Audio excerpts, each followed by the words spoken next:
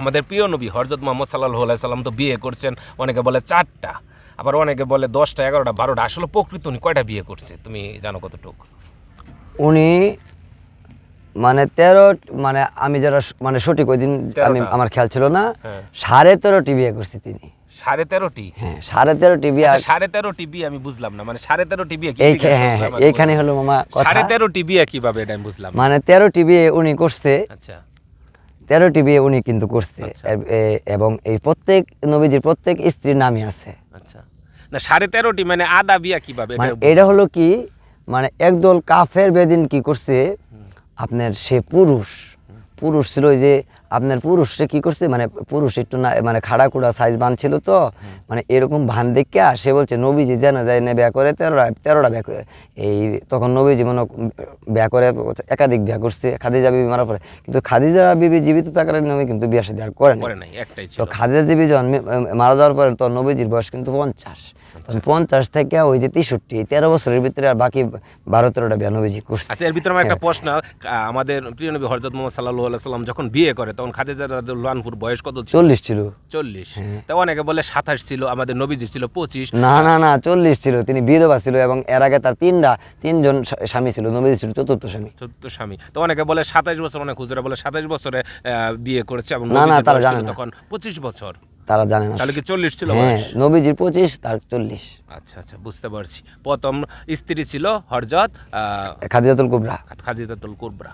আচ্ছা, বুঝতে পারছি, প্রথম স্ত্রী। আচ্ছা, এখন কত হচ্ছে এই কি না 13.5 বিয়ার 13.5 বিয়েটা পরে কি করছে, মানে ওরা একটু মানে ব্যঙ্গ করছে নবীজির, কিন্তু গরুর ভুড়ি, উটের ভুড়ি কিন্তু নবীজির মাথার মধ্যে দিচ্ছে ওরা কাফেররা।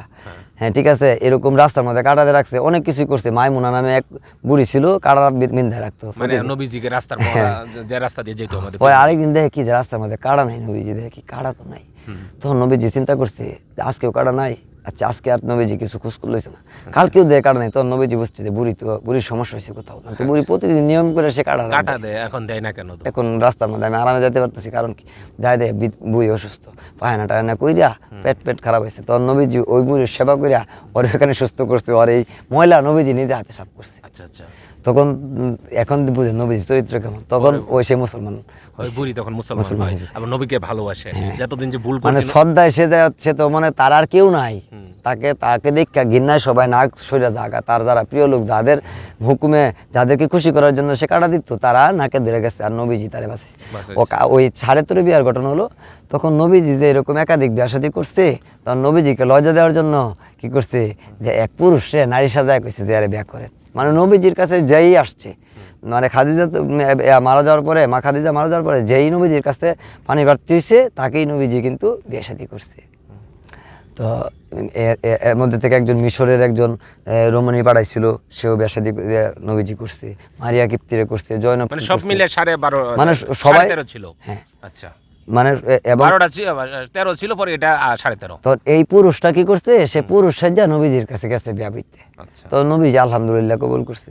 কবুল করার পরে তারপরে সে তো চায় দেয়, সবাই তো চায় দেয়, মেয়ে হয়ে গেছে। ও মাই গড, আল্লাহরই কিলা খেলা, যে আমার রাসূলকে, আমার বন্ধুকে তোরা ঠগাবি, দেখ আমি তোদেরকে কি করি, তাই না? সে মেয়ে হয়ে গেছে, তার স্তন এরকম স্তন হয়ে গেছে। আচ্ছা আচ্ছা, এবং আপনার তখন তো মানুষ অবাক হয়ে গেছে, যারা এরকম মজা করতে চাচ্ছিল। পরে সবাই ভয় পাইছে, অনেক ভয় পাইছে, লুম্বা গাড়াইছে শরীরের আমার, সবাই অনেক ভয় পাইছে, সবাই যেমন ইসলাম ধর্ম গ্রহণ করছে, আল্লাহর হাবিব এরকম। আবু বকর, এই আবু জাহেল একবার এরকম করছিল, সে বড়ি নিয়ে যাচ্ছে, নবীজি তো দেখছে বড়ি নিয়ে যাচ্ছে বাবা, দেখে নবীজি বলছে যে কাকা, চাচা আমাকে তুমি খেজুর নিয়ে যাইতেছ, খেজুর নিয়ে যাচ্ছ, আমাকে খাইতে দেও, আমার খুব খিদা, তুমি তো আমার কাকা। আবু জাহেল কিন্তু নবীজির, আবু লাহাব কিন্তু, আবু জাহেল কিন্তু নবীজির আপন চাচা ছিল, আবু মুতালিবের ছেলে কিন্তু। আচ্ছা হ্যাঁ জানি। তারপর তখন সে বলছে যে এটার মধ্যে তো, সে বলছে যে আব্দুল্লাহর বহুত এতিম, এরা দিবার গেলে ডেলি চাইবো, একদিন দিলে কোনা যে একদিন দিলে পরে ডেলি আইবো, বেশি মুখ দিন যাইতো না। এটা তো খেজুর না মোহাম্মদ, এটা তো খেজুর না, এটা তো পাথর। আচ্ছা, খেজুর থাকলে তোর আমি দিতাম। নবীজি তো ছোট মানুষ, সে তো মাথার মধ্যে রয়ে যাইতেছে, নবীজি তো আর ওটা লাভ দিয়ে দেখতে পারবে না। তখন সে যায় দেখে যে এটা পাথর হয়ে গেছে। এরকম ঘটনা নবীজির জীবনে, মানে নবীজি যা বিশ্বাস করছে তাই হয়েছে। তখন ওই যে 13.5 হইলো, ওই যে 13.5, ওইটার থেকে 13.5। ও আচ্ছা আচ্ছা, পরে তো ওই আচ্ছা আচ্ছা এটা তো আপনার জেনুইন দলিল, এটা আপনার বুখারী শরীফে, মুসলিম শরীফে, এই সিয়াসিতা 6টা গ্রন্থের মধ্যে আছে হাদিস, 6টা হাদিস গ্রন্থের মধ্যে আছে। নবীজির না 25, অনেকে তোমার হাদিস কথা আর ঠিক 40। আছে, অনেকে কমেন্টস করছে যে 13.5টা বিয়ে। আমি আসলে 13.5টা বিয়ে কিভাবে আগের পড়ছি বললাম, বর্তমানে জানা ছিল না, ক্লিয়ার হলো জানি না, আবার দর্শক কি বলে কি কমেন্টস করে জানি না। আসলে কথা হচ্ছে ধর্ম নিয়ে ওই আমাদের কথা হচ্ছে মিথ্যা কিছু বলা যাবে না, যতটুকু সত্য ততটুকু বলতে হবে, যেহেতু আমাদের একদম কিন্তু মামা, কিন্তু বাইরে কিছু বলা যাবে না, একটা জিনিস কি মামা, যতটুকু জানো অতটুকু বলবে, আর বাইরে এক কথা আমি মনে করি বলবা না, নিজে থেকে বলা কিন্তু যাবে না। মামা জানার ভিতরে তো আরো অন্তর্নিহিত অনেক কিছু থাকে, আমরা যেটা চোখে দেখি না। হ্যাঁ হয়তো এই জন্য কিন্তু আল্লাহ তাআলা বলছে কিন্তু পড়ার জন্য অভ্যাস করতে বলছে, তো এই জন্য বলতাছি। কিন্তু গুনাহ হইলে আল্লাহ তাআলা ক্ষমা করবে, তওবা চাই, আল্লাহর কাছে মাপ চাই। কিন্তু কিন্তু আল্লাহ এতে পড়তে ভুল কিন্তু হইতে পারে, কিন্তু একজন যদি সাজেস্ট করে যে না তোমার হয় নাই, তুমি এইভাবে এটা, তাহলে কিন্তু আমি জানতে পারি, ঠিক আছে না মামা? কারণ আমি তো আর এত বড় না না মানুষ তো ভুলের ঊর্ধ্বে না। ভুলের ঊর্ধ্বে না, সবাই আমরা তো সবাই মানুষ মাত্র, ভুল হতেই পারে, ভুলের ঊর্ধ্বে কেউ না, ভুল হতে পারে, স্বাভাবিক ভুল হতে পারে, সবাই ক্ষমা করবেন ইনশাল্লাহ। যদি আপনাদের কাছে মনে হয় যে আমাদের কোনো কথা সন্দেহ এবং আমাদের যেগুলো কথা বলা হয়েছে এখানে ভুল থাকতে পারে, অবশ্যই আমাদের ভুল থাকতে পারে, আমাদের আপনারা ক্ষমা দৃষ্টিতে দেখবেন। কারণ হচ্ছে মানুষ মাত্রই ভুল হতে পারে, জানার শেষ নেই, বোঝার শেষ নেই। আমরা মুসলমান, আমরা সব কিছুই তো বিশ্বাসের উপরে, তা আমরা তো পড়ছি, সে পড়ছে, পড়ার উপর আমরা যতটুকু জানি বুঝি অতটুকু বলছে সে। গুরু একটা গানের ভিতরে বলছে যে নানা মনির নানা মত, ভিন্ন ভিন্ন মত সব জনা, আসলে কেউ করে মানে না। তো এই যে এক একজন নানা মুনির কিন্তু নানা মত, এক একজন এক এক ভাবে ব্যাখ্যা করছে। তিনি মানে একজন দেখছে কি যে নবীজিরে দেখছে যে হাফসা দেখাইছে যে নবীজি এরকম, আবু যর গিফারি দেখছে নবীজি এরকম, আব্দুল্লাহ ইবনে মাসউদ বর্ণনা করছে এরকম। মানে এখন যায় আবার এই এই এই মাবিয়া, আমির মাবিয়া, সে বর্ণনা করছে এরকম। সবাই কিন্তু ওই লেখক ছিল। এখন তারা নবীজি যে হচ্ছে কথা হাটের মাঝে, যার কথা তার কানে বাজে, যে যেরকম জ্ঞান করে বুঝে নিতে পারছে। নবীজি কিন্তু বই লাগাছে, এই জন্য কিন্তু এক একটা দলিলের ভিতরে একটু ভিন্নতা আছে, কিন্তু মূল কথা মর্মার্থ কিন্তু মামা একই। মর্মার্থ হয়তো একটু ভিন্ন থাকতে পারে, কিন্তু মূল কথা একটাই, কথা একটাই, বুঝতে পারছি। একজন একটু ভিন্ন রকম ভাবে উপস্থাপন করতে পারে। যাই হোক, সবাই ভালো থাকবেন, সুস্থ থাকবেন, আল্লাহ হাফেজ। কথা ছন্দে এবং ভাষায় এবং কোনো ভুল হয়ে থাকলে সবাই ক্ষমা দৃষ্টিতে দেখবেন। আল্লাহ হাফেজ, ভালো থাকো। খুদা হাফেজ। আর সকলে আমি কিছু বলবো মামা?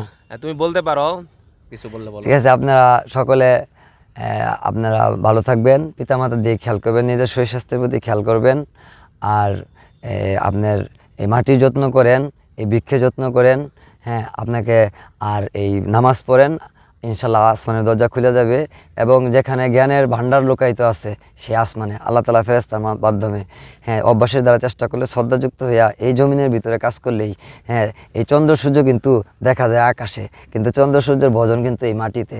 এই মাটির ভিতরেই সব কিছু আছে, এই মাটির ভিতরেই সকল মানুষ, পৃথিবীর আদি থেকে অন্ত পর্যন্ত সব মাটির ভিতরেই গেছে। এই মাটিতেই সবাই সেজদা দেই, আমরা আল্লাহকে সেজদা দেই, রাসূলকে সেজদা দেই, ওলিদিকে সেজদা দেই, যাকেই সেজদা দেই আমরা কিন্তু এই মাটিতেই দেই। তো এই মাটির যত্ন করেন, আর এই মাটির ভিতরে দয়া, মায়া, মমতা। আর ভুল ত্রুটি হলে ক্ষমা করবেন। আর আমার শারীরিকভাবে একটু অসুস্থ আছি, আমি একটু নানান ধরনের পীড়াগ্রস্ত, টেনশনগ্রস্ত।